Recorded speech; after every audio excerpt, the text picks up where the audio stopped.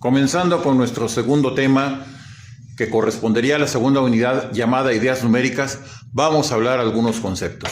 Bueno, al hablar de ideas numéricas tenemos que hablar números y su representación, es decir, los símbolos que utilizamos para representar números y el concepto en sí de lo que es un número. Es muy difícil saber cuándo aparecieron los primeros números y surgieron de una necesidad que tuvo el hombre para contar. ¿Cuándo ocurre esto? Pues cuando el hombre deja de ser nómada y se establece, se crea la agricultura y el comercio, y entonces el hombre va descubriendo la necesidad de contar. Consideren ustedes, por ejemplo, cuando un hombre de las primeras épocas de la humanidad que comía frutos, pues a veces veía que los árboles tenían muchas frutas y no padecía hambre. En cambio, en otras épocas, este mismo hombre podía llegar a los árboles y no encontrar fruta, lo que significa que había menos que comer. ¿Qué le surge al hombre entonces? La necesidad de contar de una manera intuitiva. Surge así los primeros números, que son aquellos llamados números naturales, y se llaman así porque surgen de manera natural. Surgen como una necesidad de contar, de establecer cantidades y de comparar. Conforme fue avanzando la historia de la civilización, hubo necesidad de utilizar números cada vez más completos y más complejos, porque venían a satisfacer diferentes necesidades. El primer conjunto que surge entonces es precisamente el de los números naturales, que los podemos definir como aquellos que le sirven al hombre para contar y que mediante notación de conjuntos lo podemos señalar como una n con doble raya y encerrando ahí a sus elementos, 1, 2, 3, 4, etc. Es el primer conjunto de números del cual vamos a estar nosotros hablando. Estos forman un conjunto infinito de números, comenzando con el primer elemento, que es el 1. Dirán ustedes, ¿hasta dónde llegan? Bueno, pues es un conjunto que tiene un número infinito de números, es decir, no tiene límite.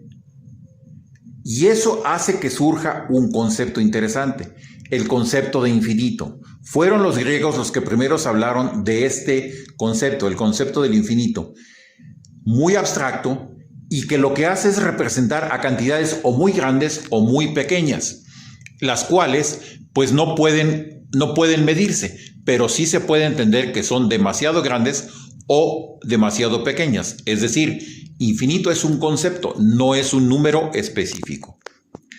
Los números naturales surgieron en muchos pueblos de la antigüedad, no de manera simultánea, porque algunos pueblos los empezaron a usar antes que otros. Esto ya lo descubrirán un poco más adelante. Sin embargo, en diferentes pueblos que no tenían contacto ni en el tiempo ni geográficamente, fueron surgiendo estos conceptos que le permitían al hombre contar, establecer cantidades. Surgieron en Egipto, surgieron en Mesopotamia, surgieron en América con todos los pueblos precolombinos, con los mayas, con los aztecas, en épocas diferentes y en momentos diferentes, y en lugares muy diferentes y a veces sin contacto unos con otros. Sin embargo, el concepto fue el mismo, intuitivamente apareció. Bueno, los números naturales así surgieron desde épocas inmemoriales, desde las civilizaciones más antiguas, los chinos, los de Mesopotamia, los hindúes, etc. Sin embargo, no tuvieron nunca una estructura algebraica formal, sino hasta 1889, donde un matemático de nombre Giuseppe Peano estableció los 5 axiomas o postulados que caracterizan al conjunto de los números naturales, y los cuales son los siguientes. El postulado número 1 establece que 1 es un número que pertenece al conjunto de los naturales. Hago la aclaración que vamos a utilizar la simbología de conjuntos en varios conceptos que vamos a ver. Esta E significa elemento, esta N con doble raya significa números naturales. El primer postulado que establece es que 1 pertenece a los naturales. No olviden que un postulado o un axioma es una verdad que no tiene demostración, es decir, se acepta tal cual es. El segundo dice que para cada número natural n, existe un n con asterisco que también es un número natural, el cual se le llama el siguiente de n. El tercer postulado establece que para cada elemento de los números naturales, el sucesor tiene que ser diferente de 1. Esto es lógico porque estamos viendo que en un conjunto como los naturales van a aparecer elementos que son los siguientes de 1, como es por ejemplo el 2, el 3 que sería el siguiente de 2 y así sucesivamente.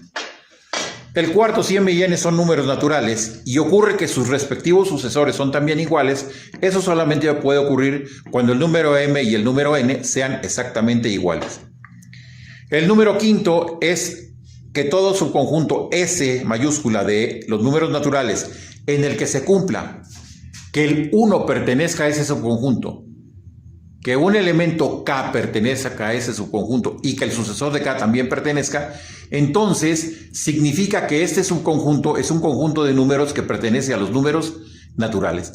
Este postulado número 5 es la base de un concepto que se llama inducción matemática y que es un método para deducir o para obtener muchas otras cosas en matemáticas. Es claro, ¿verdad? Lo que vemos en los demás postulados. Tiene que haber un elemento primero que es el 1. Eso queda establecido. Y para cada número natural existe un sucesor. ¿Eso qué quiere decir? Que siempre para cada número natural podremos encontrar un nuevo número natural.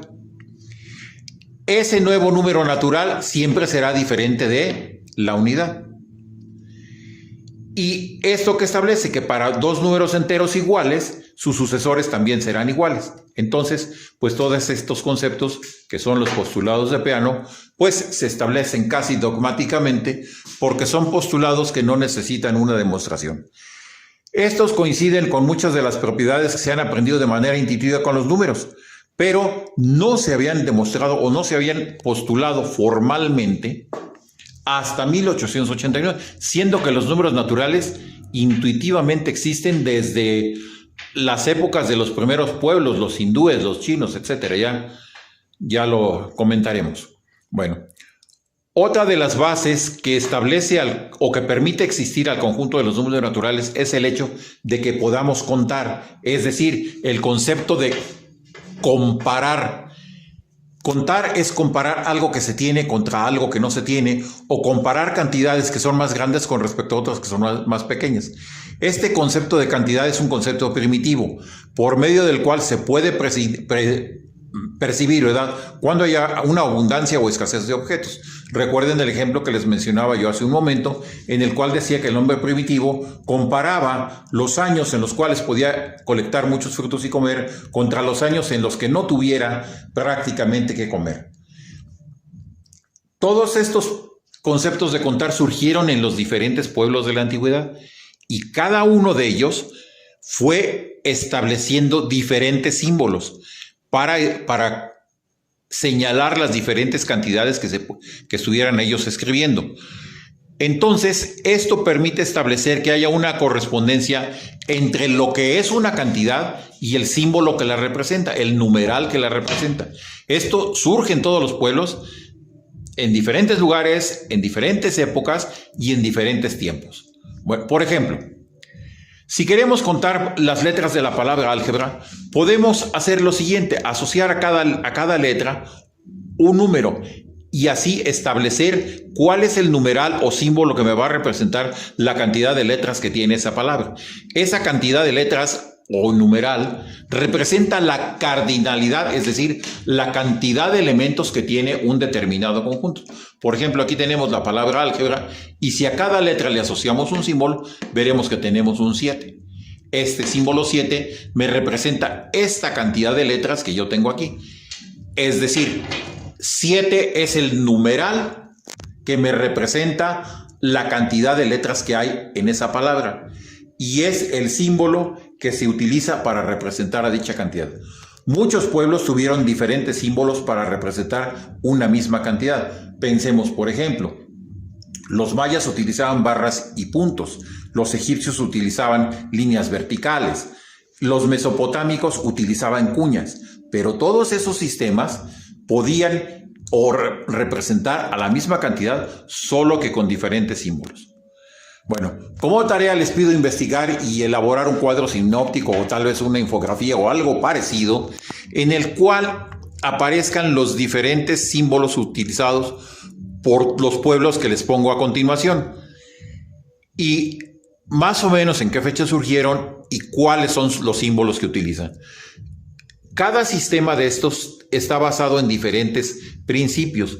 Van también ustedes a investigar cuál es el principio en el cual está basado cada uno de los sistemas de estos pueblos que aparecen en la lista que les pongo aquí abajo.